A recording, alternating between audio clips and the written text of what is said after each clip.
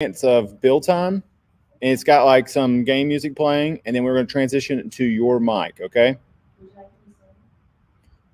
If that's how you'd like to come on. Okay, you guys ready? You go 5, 4, 3, 2, 1. Hello, and welcome to Misrepresented, an analysis of women in media. My name is Daemeryss,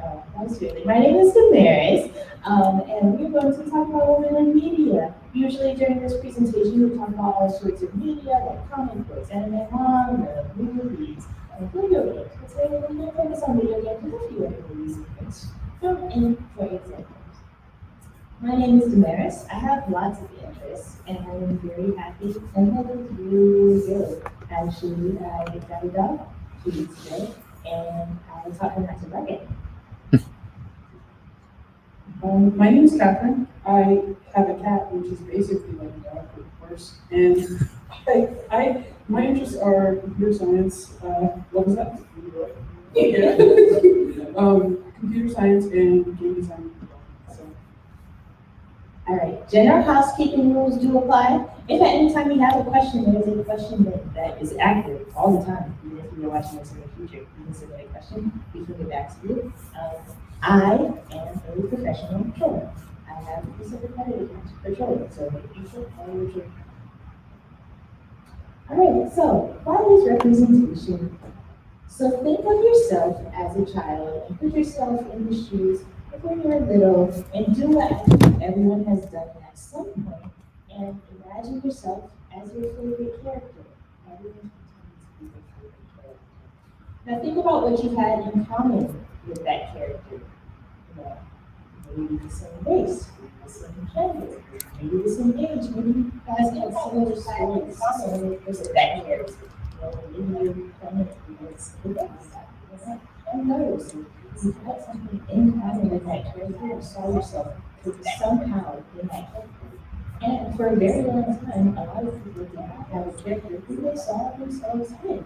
That's why. Can you take this outside and turn the volume up and make sure you can actually hear it? So we're going to start with the first trope, the most famous trope of women in media, Princess Peach with Damsel. The Damsel is very common, especially in video games. So Princess Peach is a pretty good example of a woman character who just is, and especially very early on. Now I do have to acknowledge that these video games came out, they were very limited in their construction and just like general gameplay. So making a simple story where you had a princess who got kidnapped. Was within their game capabilities. This also was one of the representations of women that there was in these video games. One of the first 2 video games. That's when you need fucking sound. I will say, Nintendo is the least offended for representation of women in video games. Nintendo's like way down there on the list of like bad women in video games. Which brings me to Zelda. I actually think Zelda is a wonderful representation of a woman in a video game. She is a princess, she is a damsel, she still falls into that damsel trope. However, Zelda has agency in her story. Zelda is a $$sign. Zelda is, spoilers, but she is a bit. Zelda usually gives herself up for her own people to help Hyrule, and then, Link still goes to save her, but Link, as time has gone on, Nintendo has very obviously very clearly started to make Link a little more genderless, kind of as time has gone on, like cross. Yeah, but I can't listen to this. In Breath of the Wild, Or this has this. a very slim figure and it kind of relates to his face and the long hair, and Link has changed a lot over I have headphones, and Link's name was ever. but I don't have anything to hook it to listen. Link's name was given to him in Zelda 2, that was into the past, and was a reference to Link being choose over that. And so looking at Zelda, the reason I think that she's a good example of a damsel. Not only does she have agency in her game, but you can tell that she's a powerful character. Look at all of these poses. With the exception of two, you can tell that Zelda is making direct eye contact with whoever is looking at her. That means that Zelda is the observer and not the observed.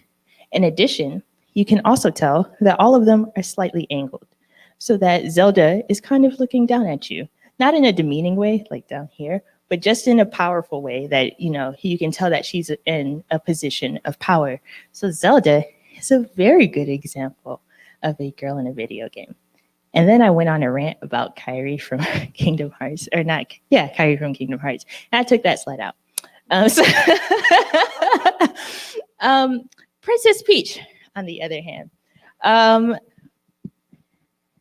given the irony of me being dressed up like Princess Peach, Princess Peach is an interesting character because she is one of the only damsels or woman who just is to be given her own game. Her own game was Super Princess Peach. Has anyone played Super Princess Peach? Yeah. Yeah, I mean, it's a relatively old game. It came out with the Nintendo DS. Everyone and their grandma got their own game for the Nintendo DS. The problem with Super Princess Peach, although it is a game that she was given on her own to be the main character, is that her superpower is her emotions. And what's a negative trope about women? That they're moody, that their emotions change quickly. She has to cry in order to make plants grow, to climb up them or get angry and set things on fire. And while this is a fun concept, for her first game, the princess of an entire kingdom that has a whole people to be crying and happy and mad and sad throughout the game is slightly problematic. That aside, she still is very cute. I mean, yeah. Next, we are going, ooh. Okay. It's okay. I'll do all the voice lines. It's fine. Next, we're going to be looking at the difference between a sexy character and a sexualized character and what happens whenever you have those two things combined. Now, originally with this presentation, I had two characters from a video game that I can't present on because they're being sued by the entire state of California right now, and I felt like that was in poor taste. So I am not really a League player, but I did some research and some very nice forums on the internet, and I looked at some different characters from League. So here we have Miss Fortune and Sona. Miss Fortune is very obviously a character who is supposed to be sexy. She, has nice big bahongalongadongaloos. She's holding a very phallic object in her hand, actually too, with her mouth very close to it. That's nice. Her voice lines are just very sensual in a sense, and she even does the at the end of all of her sentences that is associated with a sexy voice. We don't have sound right now, so I've got to will it? Oh, it does. Hold on.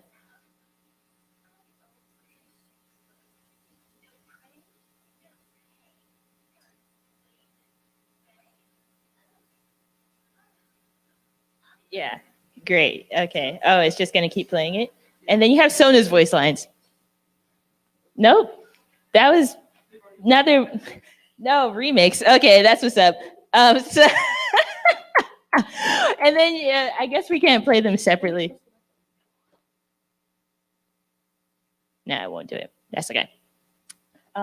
Anyways, so with that, then on the opposite hand, you have Sona, who in my opinion while she is a very beautiful character, she is not necessarily supposed to be sexy. She is very ethereal. Her voice is very angelic and sweet, and it has a bunch of filters on it, so it doesn't even seem human-like. However, in the very important and critical research that I did in deep dark parts on the internet for this presentation, Sona has the most NSFW artwork done for her, although she is not the character that is supposed to be the most sexy. So that is an example of, that is an example of a character being sexualized.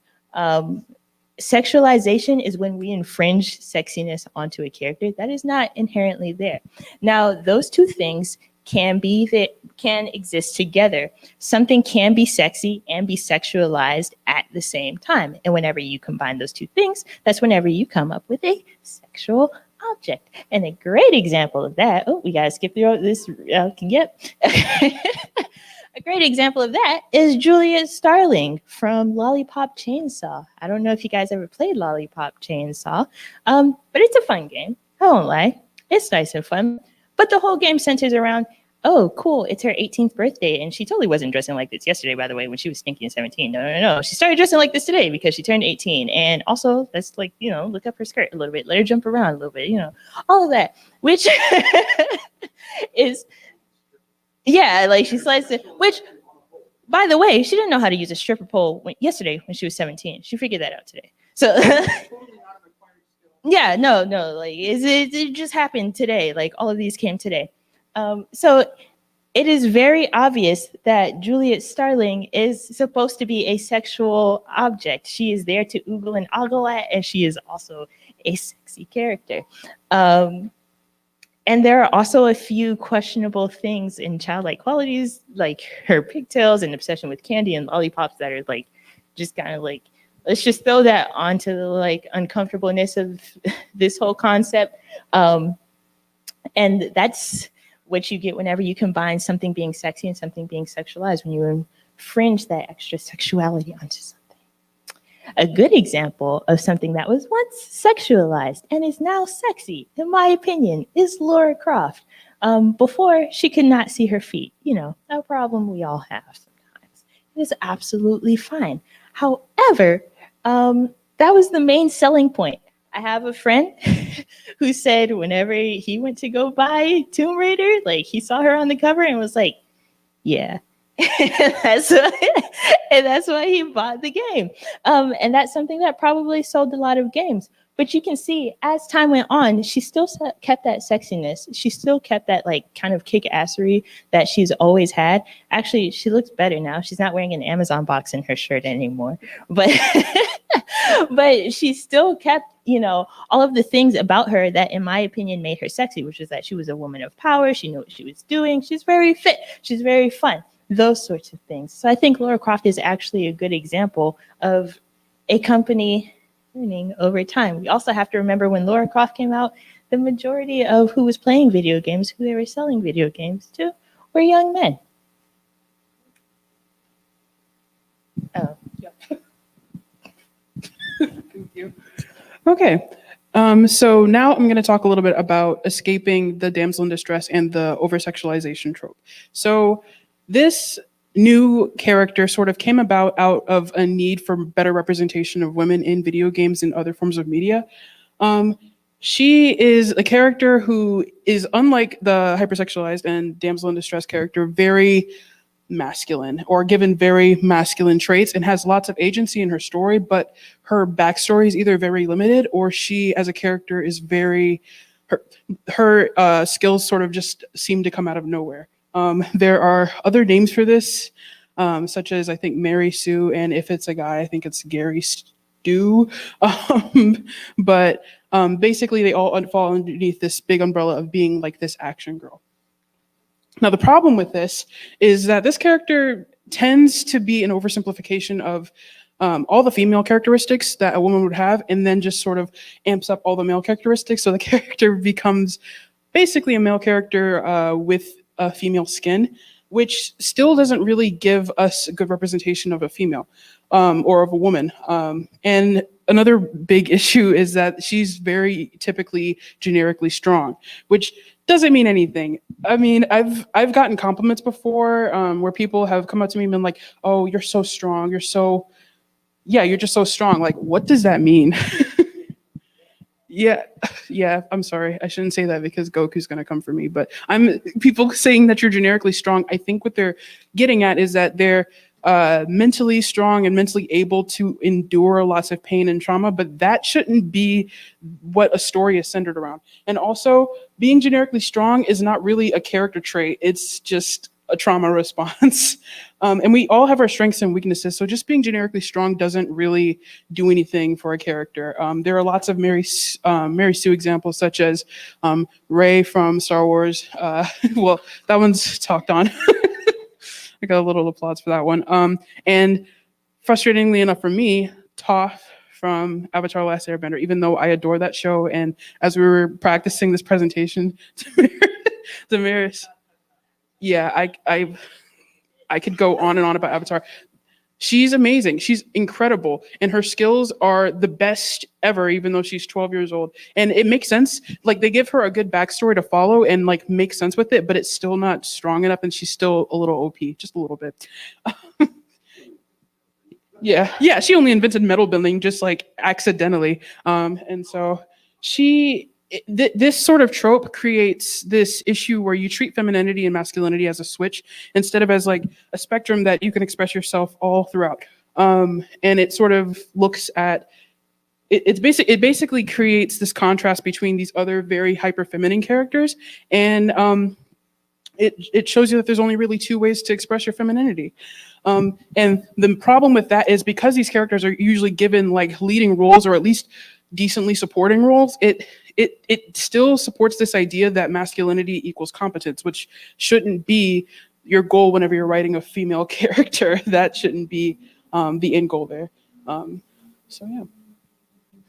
This is actually how you should be writing your female characters. So characters shouldn't be just generically strong. Aaron Ehas, who's one of the writers and producers of Avatar: Last Airbender, actually came up with this great little guide on all the different aspects that make up.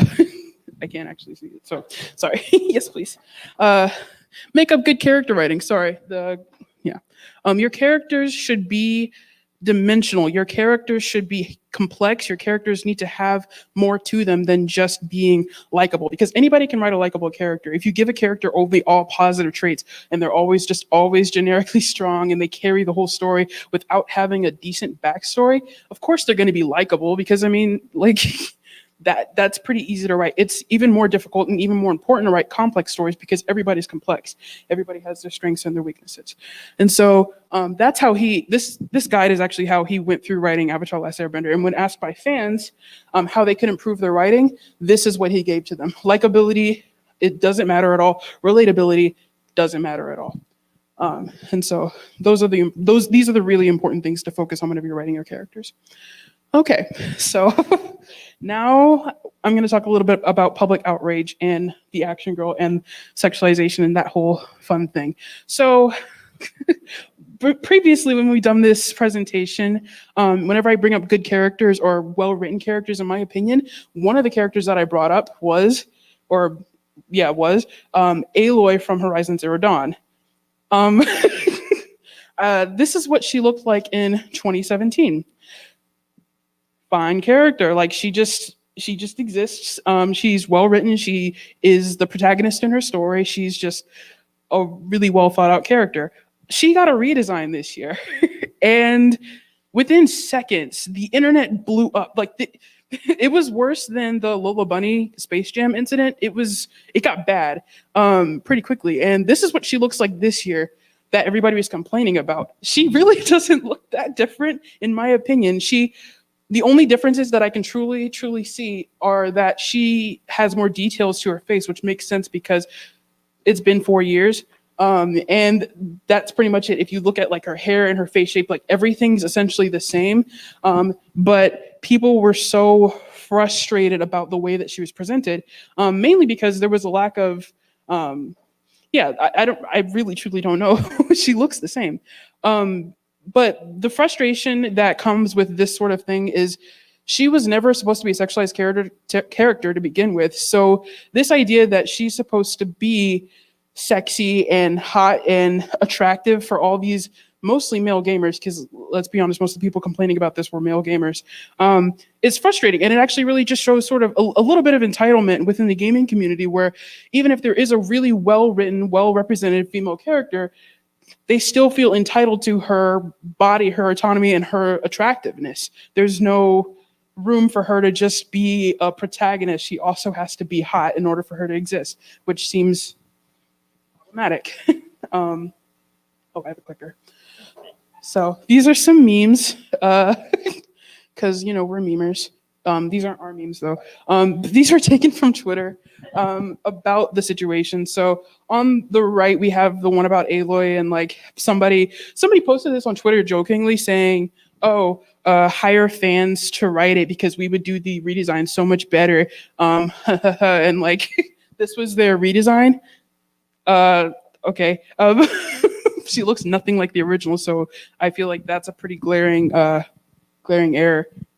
People are posting memes about this all day long. And then there's this one about Tifa, who I don't know much about, but Daemeryss. I would talk all day about Final Fantasy VII if I could. But Tifa, it's so good. It's so good. Tifa's actually a really well-written character. You know what? It is. It's the best Final Fantasy game. I would argue that 10 could come in second, but we'll get to that. We'll get to that later. Yeah, and my correct opinion, right? So, but Tifa is actually a really well written character. I think all of the characters in Final Fantasy VII are well written. Had to think and make sure I wasn't forgetting of anything. And she just so happens to be a woman with a chest, which one day, Dr. Miami, that'll be me. But when I think back in my memory about what video games look like playing them younger, it looked a lot better in my head than what it did in reality. And looking now, I'm like, I can't believe that's like, they look like a bunch of stacked cardboard boxes, and maybe one that got crushed because the FedEx guy didn't care too much for the arms. And people were very upset that they thought they were making her chest smaller, which I thought was silly because they discovered sports bras in Midgar. Yes.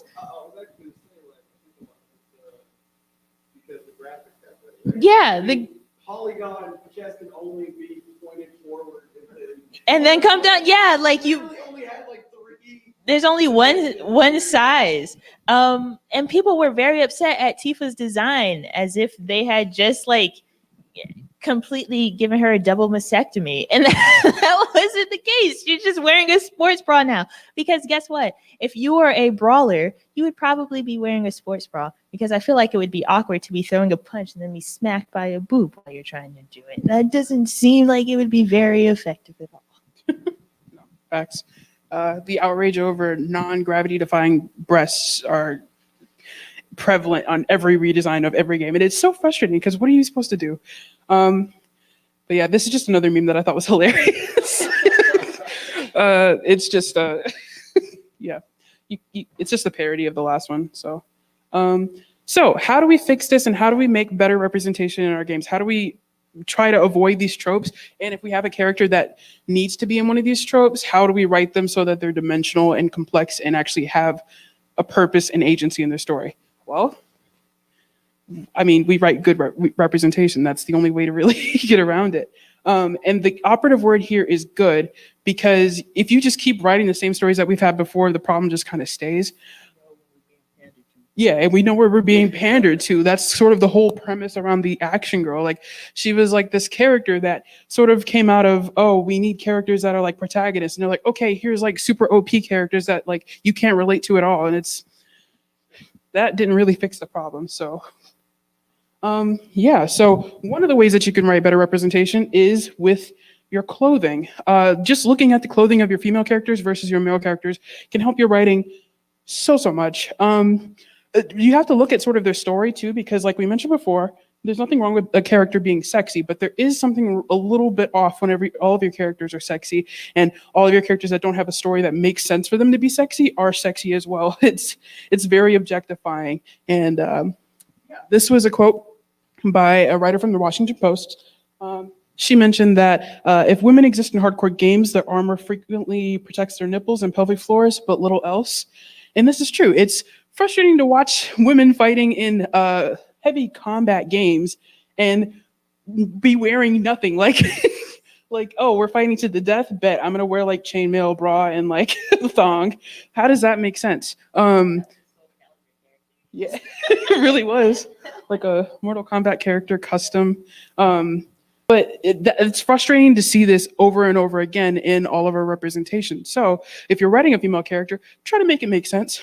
And like I mentioned, Mortal Kombat. Melina, over the years, has gotten less and less clothing. Yeah, it's pretty cool. Less and less clothing, and it's incredibly impractical and extremely revealing. This clothing still caters to only a male gaze. It's very focused on the design and ornamentation of the clothing and very, very, very much less focused on the practicality of the clothing. So if I were going to fight in a death battle to the death, involving, swords, fans with blades, lightning, Jax has a gun, I would not be wearing this. I would be like bulked up in like 3 layers of armor. And it's ridiculous. Not as much care is put into the practicality of women's garments, and it should be. I'm going to be honest. I bought Mortal Kombat 9 for one reason. So here we have actually what the woman looked like in Mortal Kombat 9. And it was like their reboot, so it's just called Mortal Kombat, but it's technically the 9th one. And I give a lot of props to NetherRealm Studios and their redesign. I think it fits what they're doing. While I did enjoy the way they looked at age like 14, I had to go on eBay and order this game because I didn't want to go to the store and buy it with my mom there and have to give me permission for it because that was embarrassing. Because this was before Steam codes. You can see here that while they are ripped, very ripped, they are not wearing something that would last long in a fight. You could probably actually just kind of punch them in the gut and topple them over. But their redesigns were very nice. I think this is 11. Well, they all did a redesign. They hired new writers for Mortal Kombat whenever they did 10 and 11. Yeah, so they got a new team. So NetherRealm Studios actually did improve the way that their women look for the game. And in my opinion, they still look very beautiful. They still look very sexy. And they still do have a few of the revealing outfits, that you can unlock and add to the game if that's your thing. But they improved. Let's see, we got Cindell. I actually really like Cindell's redesign because Cindell is a MILF, and I think that she should dress like that. Instead of just having on, just a little tiny something, she's a little older. She should have something that looks comfortable. And Sonya Blade in particular, who's like, I can't remember. I think in the movie she was military, but I think canon, in the game, she's police who was wearing that. Hey Sergeant, I'm here today. You can't wear that in the military. That's not something realistic that you would wear in the military, or in the police force. I guess there's a lot of questionable things about police. I guess so. Maybe she could get away with wearing that. And just. Just more on clothing. There was this really cool initiative started by lots of fans of comics called the Hawkeye Initiative, where they took characters who were drawn, women characters who were drawn in these really hypersexualized poses that really don't make any sense. And if you really break down the anatomy, it's like, where did her ribs go kind of poses? And they posed men in them to show how ridiculous these poses were and how absurd they looked. So yeah, it started off with people posing Hawkeye in most of these poses, but then they just went on to more characters. As you can see, we literally had to censor with a little peach emoji on the bottom right character, because that character literally, you can see the indentation of everything down there, and that's how it was drawn. And then the remix where they did it with Spider-Man, they did the same thing. And so it's absurd. And this sort of shows that it's not just the clothing, but also the poses that you put your character in that matter. If you're writing a video game, for example, and you are like a fighter game like Mortal Kombat or Street Fighter, if you have idle poses or idle animations for your characters, look at the way that you're posing them. Does it make sense with their yeah, does it make sense? Does it make sense with their character story, or is it just all jiggle physics? You need to look at the way that their pose, especially if you're writing a video game idle animation, actually, their pose should really emulate their character and what the character stands for in their background and why they're there. All in one pose. You should be able to look at them and say, oh, they're this. And it's really important to look at the way that you are representing females in your video games for this reason. So if you look at the way that, for example, Wolverine is being posed in this comic clip, he's very clearly like in a power pose position. There's action lines, there's like debris and stuff flying everywhere. He's clearly upset about something. And so it's really important to make sure that not all of your male characters look like this while all your female characters look like this. You want to make sure there's some balance there, and you want to make sure that if you have characters that have stories and backgrounds that are relatively neutral, not like sexy or more of an action girl background, that they don't automatically default to this sort of thing. Okay. And another great way of writing representation is in your dialogue. This goes for pretty much any art form, any media, whether you're looking at TV shows, movies, video games, comic books, whatever you're writing, even anime writers, especially anime writers, actually. Look at your dialogue. There's a test.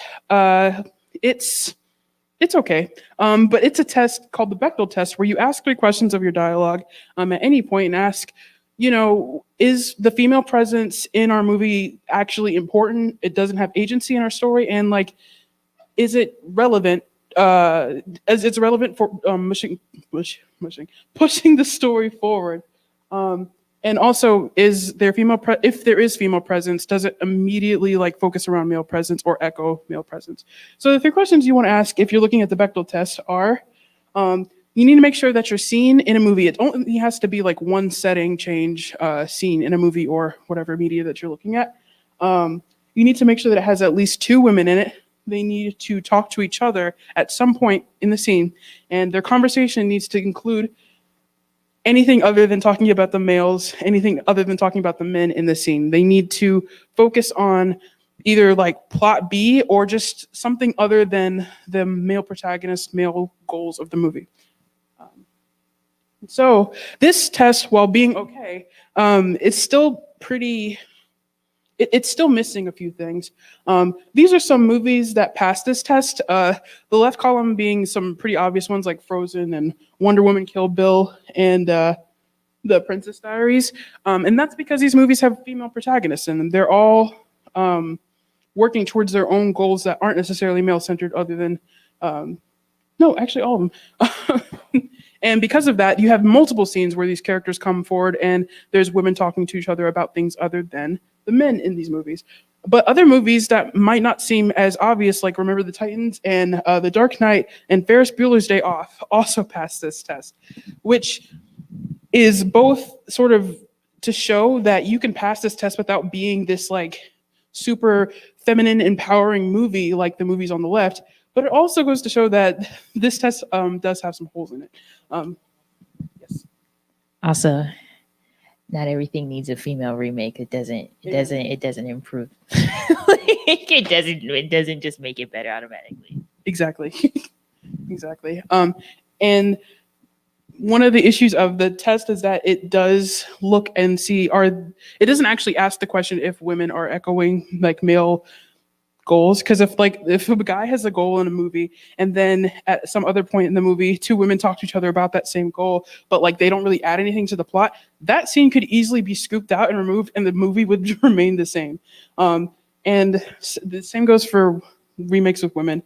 If you're just replacing all the male characters with women characters that are essentially the same, then you're not really doing anything for us. That would be pandering, which is a big no-no. Yeah, we beat up at Ghostbusters. So these are better questions to ask if you're writing or you're trying to write better dialogue. Yeah, the font is not great. I'm so sorry. We can extend this. Yeah. Here. The bold font just decided to. Yeah. All right, cool. So the non-bold questions that I had, I've compiled this list of questions that I feel like are better questions to ask yourself if you're a creative trying to create better female characters. So how much are the women and non-binary people speaking in the movie or the scene? And how much do they add to the plot? How much are they pushing the plot forward? And like I mentioned before, could you just scoop their scenes out and the movie still be the same? Because if so, then they're not really important to the story. Do they have a strong arc? Is their arc one of those sort of B arcs that you like get annoyed with having to watch through if you're like watching anime or something? Because I know there's like several shows where I'm just like, oh, okay, I don't care about this. I don't care about this. I don't care about this. And then you just sort of like very mindlessly go through the episodes where there's that character being like the centralized character. Are the character arcs strong? Okay, Bleach. Do they make choices, or do their choices echo, like I mentioned before, other male choices that have already been made or already are about to be made? Do they actually have agency in their stories? And then do they have the power to seize power, or do they just have power by themselves? Like mentioned before, Zelda is actually a great example of a damsel in distress, because even though she falls under that trope, she has the ability to seize power, and she exists. So, and then one really important question to ask is, does your story, especially if you're writing women of color or especially Black women, if we're going to be frank, does your story focus around trauma for the character? Is the story here to punish them or to show how they're being put through punishment? And is that the entire story? Because if so, that's still not great representation.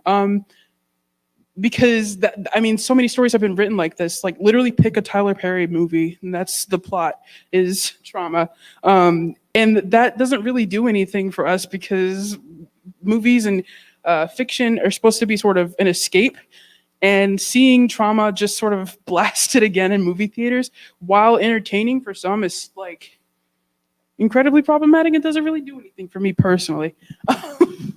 And so, yeah, I can't read the rest of the questions. I'm sorry. Yeah. Okay. Well, so this is sort of to show that representation matters. You have this graph that's sort of split up women gamers by genre of game that they're playing. And some of the most played games by women are atmospheric exploration games and like puzzle games and like games where there's either a male or not a male lead, or there's no main character at all, like puzzle games. And then in the least played category, you have games like first-person shooters and I can't quite see, just like grand strategy and sports games. Yeah, I love that. Thanks. And that's partially because of the representation. There's not much representation in the actual games themselves. And there's also an issue with, because there's not a lot of women playing these games, other women don't want to play these games as much. And it's, yeah, Call of Duty is terrifying. Like it's not even that we don't want to play the game, because the game looks super fun. The game chats, however, like those are just cesspools of just toxicity. It's so bad. And one time they were like, "Bro, where are you?" And I was like, like I was so scared to talk. And it was like, yeah, it's so bad. Every time. And it's frustrating because a lot of this is because of representation. Like we like to think that no, representation is sort of the separate issue, but this happens whenever there's less women in games. This happens when there's less women in the writing booth for these games, because these games don't get written like this if there's lots of women sitting in the room there to help write these games. And so this is sort of the spread for both women and then non-binary genders as well. This sort of spread looks basically the same between the both. Now, it's not so much that women, like I mentioned, do not want to play those games at the bottom. It's just that we have obvious indicators that women do want to play these games. Yesterday, when we were writing this, like part of the presentation, we commented on the fact that there's like an Ariana Grande skin that in Fortnite right now that's super popular. And that wouldn't have happened unless there was a majority like women base that they were writing for. Because I mean, pop stars, lots of women pop stars are very like. And also, like, for as someone who like knows a person who is a artist for Fortnite, like some of the things she's described to us that she is creating for this game right now. Obviously, I can't say without like a red dot appearing on my forehead, but but obviously they did something to show that they have more female gamers than they thought of. Ariana Grande is not. She's there for me. Us, like, we play Fortnite. We were gonna enter today in the tournament, but my wrist today. But but like we play these games. These are games that we enjoy. We have a team of 3 women where we regularly get together and play these games together. So obviously they found that there are more women in these games and they're trying to give them something. That's what Ariana Grande is there for. That's what all of these extras are there for. Like this season, I think there was a Dr. Stone skin. She's like a black woman with an afro, and I remember seeing that and just being like, "Wow!" like that was not written for probably anybody else than me. Just me, like specifically though, just me. No one else. No, I'm just kidding. People that look like me, and it's impressive to see this, but I feel like there should be more being done because this chart actually comes from 2017. The stats haven't changed much since 2017, pre-pandemic, and then the pandemic hit, and now it's a little bit more even. There are far more people playing, far more women playing most of these games more. But the issue is still there where there's still a lack of representation, and there's still less people writing in the writing booths. So I had someone who threw an entire game I shouldn't say out loud because they're being sued by the state of California game the other day because I got on a voice chat and they're like, the tank's a woman, who cares? And I was like, well, now we're definitely gonna lose because that's happened to me on Fortnite chat because my name like ends in like a ENIA, which I guess gives away that like it's a pretty feminine looking name. And so like they're just like, oh, are you a girl? Are you a girl? Is this a girl playing? Is this a girl? Hello, are you a girl? And then like and then I like pull out my headset. I'm like, yeah, I'm a girl. They're just like, okay. And then they dance and leave. That has happened like 3 times so far. By the way, we win Fortnite a lot. We might not win against these people here, but we are pretty good at Fortnite. Basically ninja. Yeah, almost ninja. Ninja adjacent. Yeah. Yeah. And so what does a good example of writing women characters look like?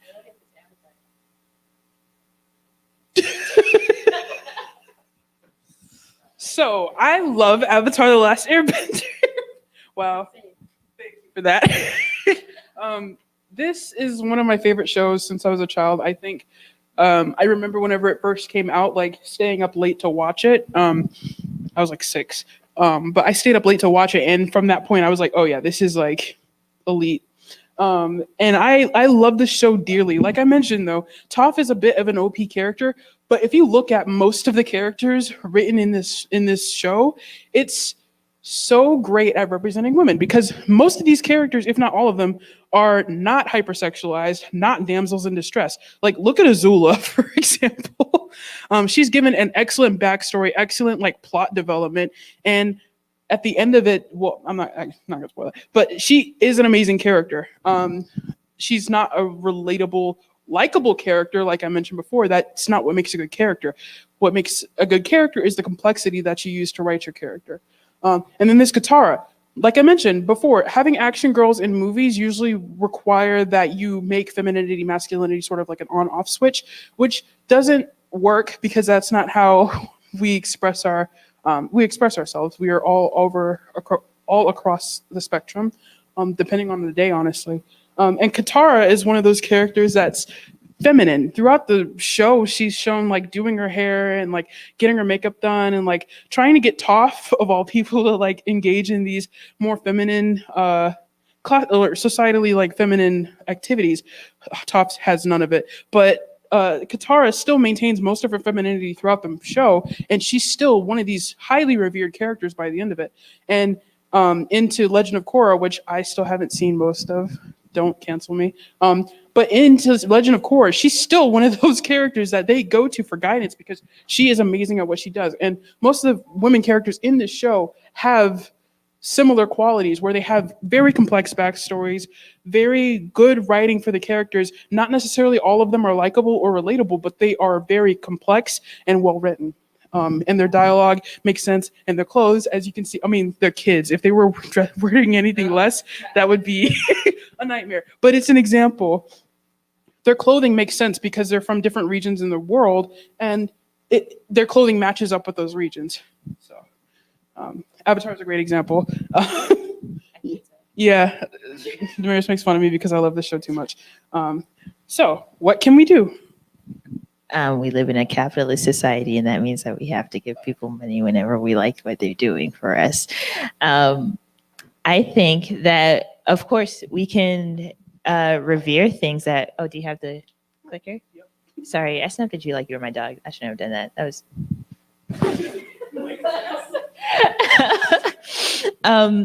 We can support the things that are doing very good. I think Monster Hunter does really good with their armor. Nergigante, questionable because like her entire midriff is out, and then that's like the strongest armor in the game. But as far as like it being a game where there is armor for both a male character and a female character, it does really, really good of having it be sensible armor throughout.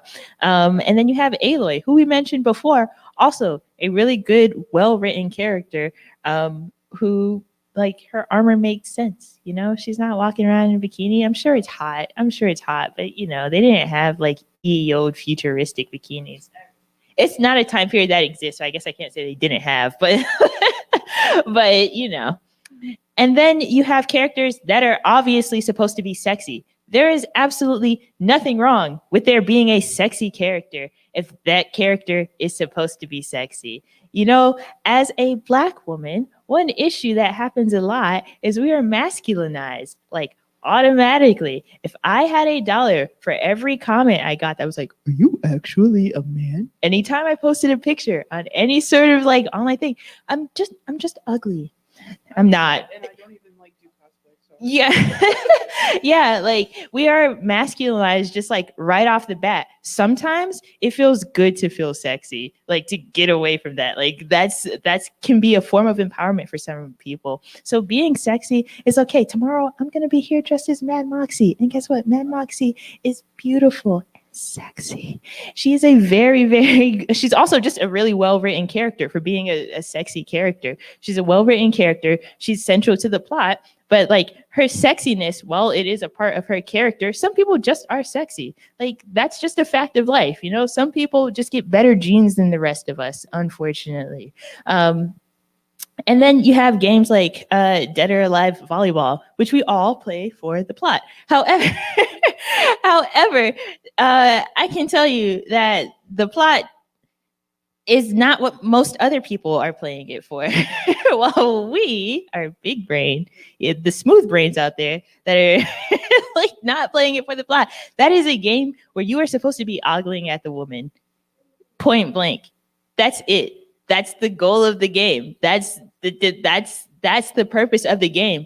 And when that is the purpose of the game, that is okay. Because it's not a game when someone's like, "Oh, Batman, can you save the city?" wearing pasties and a thong. Like it's like, it's a game where the purpose of the game is to be looking at women playing volleyball. And also I think sometimes you play like card games and stuff and go on dates. I don't know. I might be mixing it up with another sexy game, but like there's Oh, wait, like casino games. yeah, well, no, there's like a handful of like, oh, look at these hot girls. So having a sexy character is not inherently a bad thing. Sexiness, beautiful, like those being part of a character are good or can be good, can be positive. And so David Gabriel, I don't know if he's still the Marvel VP of sales. We haven't done this presentation in 2 years. We're a little rusty.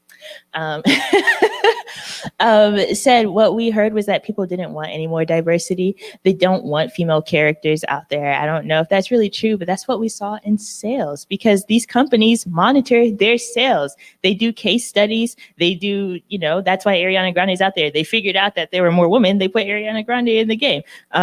They look at what people want and they try and give that to people. And this was whenever Marvel was canceling Gwenpool, Luke Cage, Iceman, Generation X, and America, all which included the main character to be female, a person of color, or an LGBT lead. And so they saw that those weren't necessarily bringing in the money, and Marvel cares a lot about money. Almost exclusively. Also, to be fair, we don't have these comics in front of us to see if that was more of that pandering, sort of media, because there is also that. But here we have, and it's a little bit difficult to see. I actually think this has a laser. Yeah. Nice. All right. So at the bottom here, you can see that with the first Mighty Thor, so this is the Jane, I think her name is Jane Foster. Jane Foster led Thor series, where she was actually Thor. She took on more. I can't talk. It sold 100,000 copies, and then I almost said episode. And then by issue 10, it had decreased less than half, where it only sold about 45,000 copies.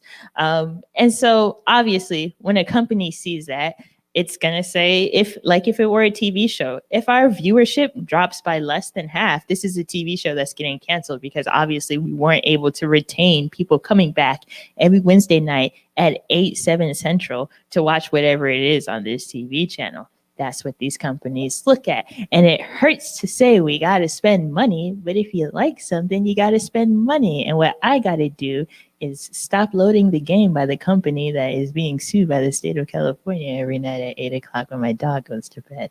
Okay. All right. But do sales truly project what the fans want? I think the obvious answer is no. Yeah. Piracy. What else is another fun thing that I don't do because I have a nice wrinkly brain? Yeah. More pirates. It's just, you have piracy. You also have, just like in general, gaming has turned into a new culture where there are people who are more into watching games than actually playing the games, right? And that doesn't necessarily reflect in the sales. But someone who really likes watching Resident Evil, but is maybe too scared to play Resident Evil, still may really enjoy the way that the game is written. And then we had like Chris Christie asking for questions, and I think we got a question. I wonder who it could be from. Is it gonna play? How can we play the others? He just says no stupid questions, please. So basically, if you want your media to be written on the level of Avatar: The Last Airbender God tier, then you need to make sure the representation for your women looks good. And it doesn't. And the thing is there is a very thin line between good representation and pandering, and we can always tell the difference. So to make it less like pandering, good representation. All right, we got a few questions here. I'm very excited to read these questions. Who's your favorite female character in games? Do you want to answer first, or do you want me to answer first? Oh, sorry. Ladies first, which means me. What are we talking about masculine? Wow. So sorry. I would say I'm gonna go with a nice mix of a character that is central to the story and still really feminine. I really enjoy feminine characters that are good, that are not like Princess Peach, because Princess Peach is stupid and stinky, and she's just feminine for the sake of being feminine, and I would never dress up like her. But I really like, yeah, Princess Peach, boo. But I really like Aerith, and I think she's a great character, and I hope nothing bad happens to her. What? I sure can't wait to play part 2 of the Final Fantasy VII remake for PS4. I mean, yeah, they've written it, the way that they've done this game. We've got to wait another 20 years for part 2. Okay. Your favorite character? I don't know if I have one. Just because I cosplay her as well. Rosalina is one of my favorite characters from Super Mario Galaxy because she is, I mean, a goddess. So what else is there to like? But I just also think that she's well written and she does have a backstory that goes deeper than the games. I don't know if anybody watches like game theory. Maybe not. But apparently like she's supposed to be like the daughter of 2 of the main characters, and there's like really cool there's really cool backstory there that I think could be explored more by the games, but isn't. But she still remains very close to my heart, unlike nasty old stinky old Peach. Yeah. Anyways, Peach is nasty. Anyone who likes her. So there's gamer. There's the term gamer, but then there's gamer derogatory. So there's like 2 versions of that. Let's see. The armor has magical enchantment that directs all incoming attacks straight to the boobs. That is actually correct and has been scientifically proven by the science that has been done. I don't. You've got a great point there. Yeah, you do have a great point there.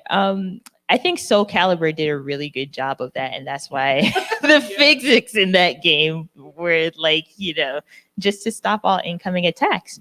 But that is misrepresented. Thank you guys so much for your participation. Woo! Yeah! Woo! Oh my God! Former First Lady Michelle Obama, I didn't even see you out there in the crowd. You did. Of course I'll give you my autograph. That's crazy. I'll sign your book.